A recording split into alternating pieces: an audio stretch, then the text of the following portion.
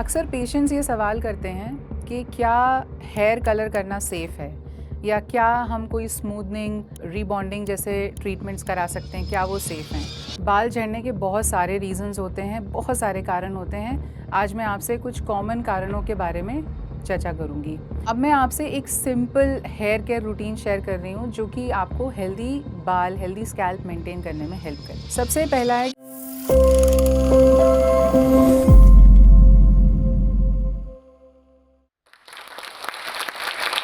नमस्ते, मेरा नाम डॉक्टर नेहा दुबे है और मैं डर्मेटोलॉजिस्ट हूँ।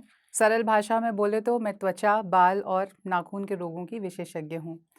आज जोश टॉक्स आशा के माध्यम से मुझे ये बहुत सुनहरा मौका मिला है कि मैं अपनी एजुकेशन, नॉलेज और तजुर्बे के आधार पे आपसे बालों के विषय में कुछ बातें करूँ। सबसे पहले ये समझना बहुत ज़रूरी है कि हमारे बाल ना सिर्फ हमारी बाहरी खूबसूरती का एक अभिन्न अंग हैं, बल्कि ये एक आईना है जो कि आपकी ओवरऑल हेल्थ कैसी है, चाहे वो आपकी फ़िज़िकल हेल्थ हो या मेंटल हेल्थ हो, उसका ये एक इंडिकेटर है। जभी भी हमारे बाल झड़ना या टूटना स्टार्ट होते हैं, तो ये जान लेना बहुत ज़रूरी होता है कि दुनिया का कोई भी शैम्पू, कोई भी कंडीशनर, कोई सीरम, किसी प्रकार का कोई भी ट्रीटमेंट आपको हेल्प नहीं कर सकता, जब तक कि आपको आपके बालों के झड़ने का रीज़न नहीं पता हो, कॉज़ नहीं पता हो, जो कि बहुत सारे होते हैं।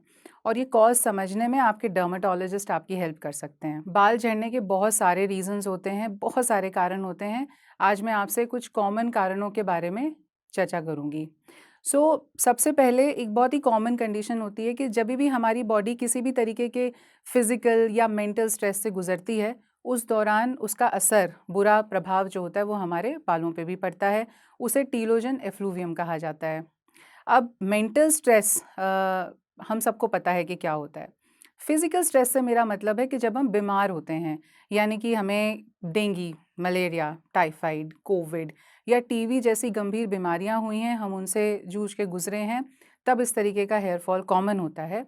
और इसी हेयर फॉल की एक वैरायटी होती है जिसे कहा जाता है पोस्टपार्टम हेयर लॉस, यानी कि महिलाओं में होने वाला डिलीवरी के बाद का हेयर लॉस। अब ये हेयर लॉस इनमें से किसी भी प्रकार का हो, कोई भी वजह हो, पोस्ट डिलीवरी हो या मेंटल स्ट्रेस की वजह से हो या फिजिकल स्ट्रेस की वजह से हो। कुछ एक चीज़ें हैं जो आप अपने स्तर पर घर पे ही चालू कर सकते हैं, जिनसे ये बाल झड़ना रुक सकते हैं। क्या हैं वो कॉमन चीज़ें? तो सबसे पहला तो है कि आपको अपनी जीवन शैली में सुधार लेके आना चाहिए, lifestyle modification. Now I know कि ये बहुत कॉमन चीज़ है, आपके बड़े-बुज़ुर्ग घर में पेरेंट्स, आप डॉक्टर के पास जाते हैं, वो सब लोग आपको ये सेम बात बोलते हैं, लाइफ़स्टाइल सुधारो, लाइफ़स्टाइल सुधारो। और ये इतनी कॉमन हो चुकी है कि हम इसको रोज़मर्रा की ज़िंदगी में बहुत ज़्यादा इग्नोर कर देते हैं। तो बेसिक चीज़ें हैं, जैसे कि समय पे सोना, समय पे उठना, ये आपकी बॉडी की नॉर्मल रिदम को मेंटेन करता है। जब बॉडी की नॉर्मल रिदम मेंटेन होती है, तो आपके जो स्ट्रेस हार्मोन्स होते हैं वो ऑटोमेटिकली कम होने लगते हैं और जो हैप्पी हार्मोन्स होते हैं वो अपने आप बढ़ जाते हैं। इससे ना सिर्फ आपकी बॉडी ओवरऑल हेल्दी रहती है, बट इसका अच्छा असर आपके बालों पे, स्किन पे भी पड़ता है। अब दूसरी ज़रूरी चीज़ है आपका डाइट, न्यूट्रिशन। तो हम जब एक वेल बैलेंस्ड डाइट लेते हैं, न्यूट्रिशियस खाना लेते हैं, तो उसमें वो सभी पोषक तत्व हमें अच्छी मात्रा में मिल जाते हैं, जो कि अच्छे बालों के लिए ज़रूरी हैं। फिर चाहे वो विटामिन ए हो, बी1 हो, बी5 हो, बी12 very important, iron, zinc, selenium, proteins, इन सारे न्यूट्रिएंट्स, इन सारे मिनरल्स, विटामिन्स का रोल जो है अलग-अलग बालों की स्टेज में इम्पॉर्टेंट है।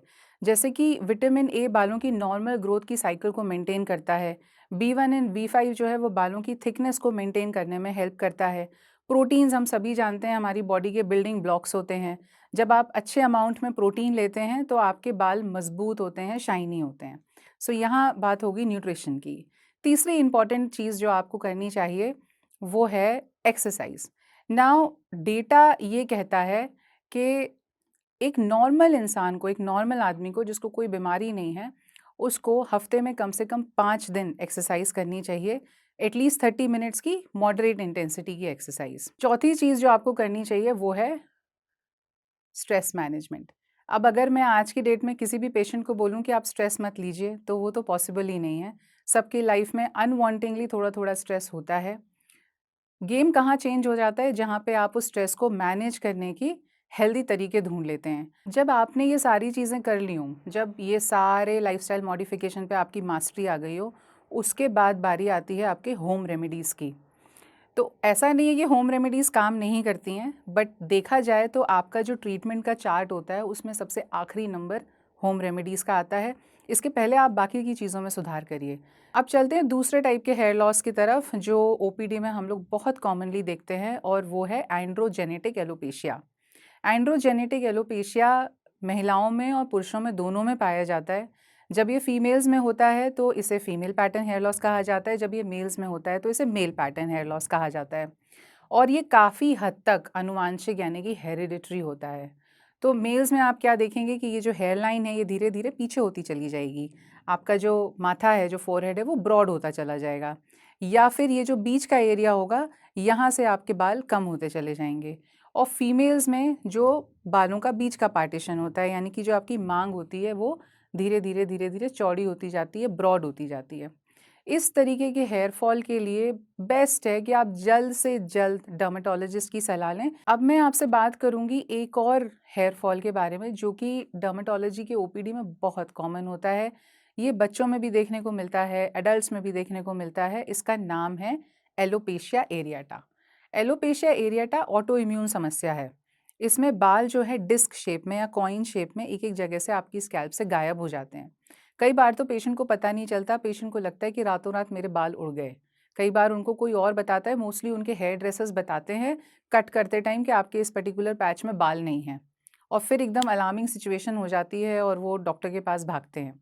अब जो डॉक्टर के पास भागते हैं उनके साथ अच्छा हो जाता है, लेकिन अगेन इसमें अगर आप अपनी तरफ से कुछ करने की कोशिश करते हैं तो there is a huge possibility कि ये जो पैचेज़ हैं इनका नंबर और साइज़ बढ़ता जाए और काफ़ी हेयर लॉस हो जाए। तो इस केस में तो आपको डर्मेटोलॉजिस्ट से मिलना ही पड़ेगा। और क्योंकि ये एक ऑटो इम्यून समस्या होती है तो और भी ज़रूरी हो जाता है एक्सपर्ट एडवाइस लेना, क्योंकि कई बार ये दूसरी ऑटो इम्यून समस्याओं से लिंक्ड होती है, जैसे कि थायराइड डिसऑर्डर्स, जैसे कि डायबिटीज़ या बहुत अन्य प्रकार की ऑटो इम्यून डिजीज़ेज़। तो आपके डॉक्टर्स कुछ टेस्ट करके, कुछ हिस्ट्री लेके पता लगा देंगे और उसके हिसाब से इसका ट्रीटमेंट होएगा। इसका बहुत ज़्यादा लिंक है, अगर एक हेयर फॉल सिचुएशन है जिसका बहुत ज़्यादा लिंक स्ट्रेस से है, वो है एलोपेशिया एरियाटा। मैं अपने हर एलोपेशिया एरियाटा के पेशेंट को एक बात ज़रूर बोलती हूँ कि आप योगा, मेडिटेशन, एक्सरसाइज़, ये 3 चीज़ें कैसे भी करके अपने रूटीन में इंक्लूड करिए। अगला टाइप का कॉमन हेयर फॉल होता है, वो आपके स्कैल्प की कंडीशंस की वजह से होता है। जैसे कि स्कैल्प पे कोई भी इन्फेक्शन होना, फंगल इन्फेक्शन, डैंड्रफ, किसी प्रकार का इन्फ्लेमेशन जैसे कि सेबोरिक डर्मेटाइटिस या सोरियासिस, कोई भी एक्ज़ेमेटिस कंडीशन होना, एक्ने जिन पेशेंट्स को स्कैल्प के ऊपर हो जाता है या बाल तोड़ जिनको होता है, उनके भी बहुत हेयर लॉस होता है। तो ये सिंपल चीज़ें हैं, आप डॉक्टर से परामर्श करिए, इस चीज़ की दवाई लीजिए, अपनी स्कैल्प की हेल्थ को मेंटेन करिए, स्कैल्प को क्लीन रखिए, आपका हेयर फॉल इवेंचुअली ठीक हो जाएगा। अक्सर पेशेंट्स ये सवाल करते हैं कि क्या हेयर कलर करना सेफ़ है? या क्या हम कोई स्मूथनिंग रीबॉन्डिंग जैसे ट्रीटमेंट्स करा सकते हैं, क्या वो सेफ़ हैं? तो देखिए, कोई भी अननेचुरल चीज़ कंप्लीटली सेफ़ तो होती नहीं है। बट हम ऐसे टाइम एंड एज में रह रहे हैं जहाँ पे आपका प्रेज़ेंटेबल होना भी बहुत ज़रूरी हो गया है। तो वैसे तो ये सारी चीज़ें बालों के लिए अच्छी नहीं होती हैं, बट किसी कारणवश अगर आपको ये करना है तो इसमें 2-3 चीज़ों का बहुत ख़्याल रखा करें। पहली बात तो इनकी फ्रीक्वेंसी कम से कम रखें। अगर आप कलर करते हैं तो बहुत ज़्यादा बार 2-2 3-3 हफ्तों में कलर ना करें अपने बालों में, इस गैप को बढ़ाते रहिए।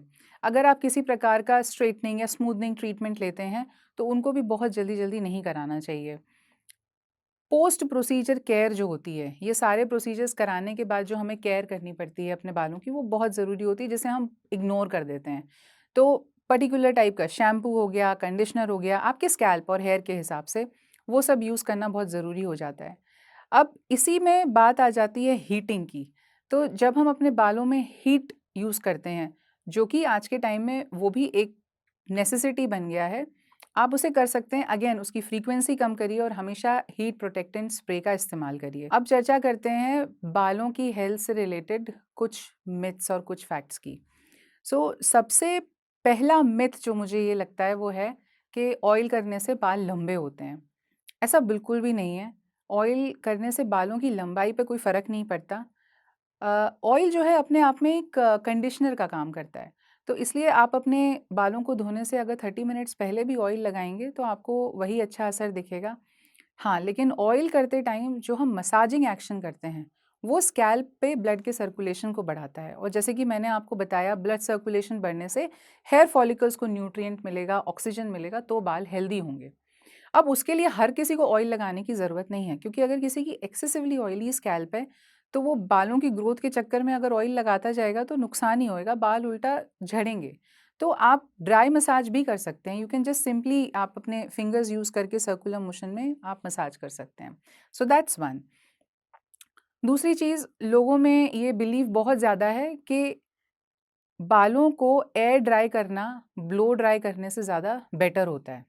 ऐसा बिल्कुल भी नहीं है और आप सरप्राइज़्ड होंगे, मैं आपको इसका जस्ट उल्टा बता रही हूँ जो कि ट्रू है। ब्लो ड्राई करना ज़्यादा बेटर है, उसका तरीका मैं आपको बताऊँगी। एयर ड्राई करना इसलिए हानिकारक है कि आपने अपने बाल वॉश किए, अगर लंबे समय तक वो गीले रहेंगे, तो वो जो बालों का जो सेल मेम्ब्रेन कॉम्प्लेक्स है, वो उसको हानि ही पहुँचाते हैं। तो इसलिए बाल रफ़ होते हैं, फ्रिज़ी होते हैं और टूटने लग जाते हैं। तो वेट रखना लंबे समय तक और हवा पे छोड़ देना कि ये ड्राई हो जाएँगे, that's not a good solution. आप ब्लो ड्राई कर सकते हैं, इसके ऊपर एक प्रॉपर स्टडी है by the way. So blow dry करने की क्या तरीका होता है? सबसे पहले तो आप अपने बालों से एक्सेस पानी हटा दीजिए। रस्सी की तरह अपने बालों को निचोड़ना नहीं है, आपको जस्ट जेंटल एक्शन से अपने या तो टॉवल से एक्स्ट्रा पानी को हटा देना है। उसके बाद में यूज़ अ हीट प्रोटेक्टेंट और उसके बाद में आप हेयर ड्रायर यूज़ करिए। अब हेयर ड्रायर जो होता है वो कंटिन्यूअस मोशन में यूज़ होना चाहिए, एक पर्टिकुलर जगह आपको नहीं रखना है। और इसका जो डिस्टेंस होता है आपके बालों से आपकी स्कैल्प से वो करीब 14 टू 15 सेंटीमीटर्स का होना चाहिए। इस तरीके से अगर आप यूज़ करेंगे तो ये आपके बालों के लिए लेस डैमेजिंग होएगा। तीसरी चीज़ जो कि बहुत बड़ा मिथ है कि बाल नीचे से ट्रिम कराओ, लेंथ बढ़ेगी, ऐसा कुछ भी नहीं होता है, कोई साइंस बैक डेटा नहीं है इसके ऊपर। ट्रिमिंग से सिर्फ आपके जो रफ एंड्स, डेड एंड्स होते हैं या स्प्लिट एंड्स जिनको हम कहते हैं, वो हट जाते हैं, बाल अच्छे लगते हैं। आजकल बहुत ज़्यादा ट्रेंड चला हुआ है, sulphate free shampoo, silicon free shampoo बहुत अच्छे होते हैं। देखिए अगेन ये आपके स्कैल्प और आपके बालों की टाइप पे डिपेंड करता है। जो सल्फेट्स होते हैं, वो बहुत अच्छे क्लेंजिंग एजेंट्स होते हैं। स्कैल्प से एक्सेस ऑयल निकालने के लिए हमें शैम्पू में थोड़े से सल्फेट्स की मात्रा चाहिए होती है। जो सिलिकॉन्स होते हैं, वो आपके बालों से रफनेस या फ्रिज को ख़त्म करते हैं। तो वो भी कुछ एक मात्रा में एक अच्छे शैम्पू में होने चाहिए। आप बहुत चीप शैम्पूज़ अगर यूज़ करेंगे तो इनमें ये सारी चीज़ें ज़रूरत से ज़्यादा मात्रा में होती हैं, वो डैमेजिंग होती हैं। एक और बहुत कॉमन मिथ है कि अगर आपके ग्रे हेयर हो रहे हैं, सफ़ेद बाल हो रहे हैं और अगर आप एक को तोड़ेंगे तो आपके मल्टीपल ग्रे हेयर आ जाएँगे। ऐसा कुछ भी नहीं है, ऐसा बिल्कुल भी प्रूवन नहीं है कि एक बाल निकालने से बहुत सारे बाल ग्रे हो जाते हैं। एक और मिथ कॉमन है बालों को लेके, वो ये है कि अगर आप ठंडे पानी से बाल धोएँगे तो बालों में शाइन आएगी। ये भी बिल्कुल भी ट्रू नहीं है। आप अपने बाहर के एनवायरनमेंट के अनुसार, तापमान के अनुसार पानी का तापमान रखें, उस हिसाब से अपने बाल धोएँ। बालों को ठंडे पानी से रिंस करने से कोई शाइन या कोई फ्रिज में कमी नहीं आती है, ये काम कंडीशनर का होता है। And the ultimate myth of all time is mehndi is better than hair colour. ऐसा कुछ नहीं है, दोनों इक्वली डैमेजिंग हैं। आप मेहंदी अगर अपने बालों में लगा रहे हैं कलर लाने के लिए, तो आप ये मान के चलिए कि आपको 2.5 से 3 घंटा उसे अपने बालों में लगा के रखना पड़ेगा। उतनी देर में वो मेहंदी आपके बालों को इतना रफ़ कर देगी कि वो अपने आप टूटेंगे। जड़ से भी निकलेंगे, बीच से भी टूटेंगे। तो ऐसा कुछ भी नहीं है कि mehndi is better than colour. अब मैं आपसे एक simple hair care routine share कर रही हूँ जो कि आपको हेल्दी बाल, हेल्दी स्कैल्प मेंटेन करने में हेल्प करेगा। सबसे पहला है कि आप अपनी स्कैल्प और बालों के टाइप को आइडेंटिफ़ाई करिए। इसके लिए आप डर्मेटोलॉजिस्ट की हेल्प ले सकते हैं या ये बहुत ही सिंपल सी चीज़ होती है, ये सबको पता होती है। अगर आपकी स्कैल्प ऑयली है, तो आपको हर दिन वॉश करना पड़ता है बिकॉज़ आप एक भी दिन छोड़ते हैं तो अपने आप वो ऑयल निकलने लग जाता है। बाल अगर फ्रिज़ी हैं तो दिख जाता है। तो आपके बाल और स्कैल्प के टाइप के हिसाब से आप प्रोडक्ट्स चूज़ करिए, वो शैम्पू और कंडीशनर। अब आता है कि कितना फ्रीक्वेंटली आपको वॉश करना है। तो नॉर्मल लोगों में जिनके बाल ना तो बहुत ऑयली है, ना बहुत ड्राई है, स्कैल्प भी हेल्दी है, क्लीन है, तो एटलीस्ट ट्वाइस अ वीक आपको शैम्पू यूज़ करके अपने बाल वॉश करने चाहिए और इसके साथ में कंडीशनर यूज़ करें। जिनकी स्कैल्प बहुत ऑयली है या जिनको डैंड्रफ की प्रॉब्लम है, तो आप एक अच्छे एंटी डैंड्रफ शैम्पू में इन्वेस्ट करें और हफ्ते में 2 बार इस शैम्पू से केवल अपनी स्कैल्प वॉश करिए। जो बालों की लेंथ है, उसको आप नॉर्मल रेगुलर शैम्पू से वॉश कर सकते हैं। यहाँ मैं पर्टिकुलरली एड्रेस करना चाहूँगी मेल्स को। कई बार पुरुषों को ये लगता है कि हम सिर्फ पानी से बाल धो लेंगे चलेगा, अच्छा होगा, डेली बेसिस शैम्पू लगाने की ज़रूरत नहीं है। बट ऐसा नहीं होता है बिकॉज़ मेल्स में ना जो सीबम सेक्रीशन होता है स्कैल्प में, वो फीमेल्स के मुकाबले ज़्यादा होती है। अब ये सीबम सेक्रीशन मिक्स हो जाता है आपकी रोज़मर्रा की डर्ट से और इसके बाद आप इसमें डाल देते हैं पानी, तो कुछ भी निकलता नहीं है, सब कुछ आपकी स्कैल्प में जाके सेटल होता रहता है और वो अल्टीमेटली आपकी स्कैल्प की हेल्थ को ख़राब करता है, eventually leading to hair loss. इसलिए आपको अपना हेड वॉश हमेशा एक शैम्पू यूज़ करके ही करना चाहिए। अगर आपको ये डर है कि मैं डेली शैम्पू लगाऊँगा, बहुत केमिकल्स है, बहुत रफ़ हो जाएँगे बाल, use the mildest possible shampoo, उसको भी आप पानी से डाइल्यूट कर लीजिए, but at least a drop of shampoo males को हेड वॉश के लिए बहुत इंपॉर्टेंट है। और एक और लास्ट चीज़ जो अच्छे बालों को आप मेंटेन करने में हेल्प कर सकती है आपको, वो है use of conditioner and mask. So her wash के बाद में आप कंडीशनर यूज़ करें। अगर आप हर वॉश के बाद यूज़ कर रहे हैं तो उस कंडीशनर को कम से कम 5 मिनट्स तक लगा रहने दें और उसके बाद उसे प्रॉपर्ली रिंस करिए। और जो हेयर मास्क होते हैं वो भी बहुत अच्छे होते हैं बालों को शाइन देने के लिए। वो हफ्ते में 1 बार डैम्प हेयर पे 15 से 20 मिनट के लिए यूज़ करना काफ़ी है। इस सारी चीज़ों में कंसिस्टेंसी इज़ द की। आप कुछ भी करेंगे, आप इमीडिएट रिज़ल्ट नहीं एक्सपेक्ट कर सकते। आपको वो चीज़ें लगातार नियम से करनी पड़ेंगी, तब जाके लॉन्ग रन में आपके बाल बहुत अच्छे और बहुत हेल्दी होंगे। मेरे पास में आपके लिए 5 टिप्स हैं हेल्दी हेयर मेंटेन करने के लिए और आपको ये जान के बहुत आश्चर्य होगा कि ये बिल्कुल भी out of the world tips नहीं है। बहुत कॉमन चीज़ें हैं जो हम लोग करना भूल जाते हैं। सबसे पहला तो ये है कि साल में एक बार एक ब्लड टेस्ट ज़रूर कराएँ, जिसमें आपके विटामिन B12, D3, हीमोग्लोबिन और थायरॉइड का स्टेटस चेक हो। इसमें से किसी भी चीज़ की डेफिशिएंसी है, उसको डॉक्टर की हेल्प लीजिए, उसे करेक्ट करिए, आपके बाल हेल्दी रहेंगे।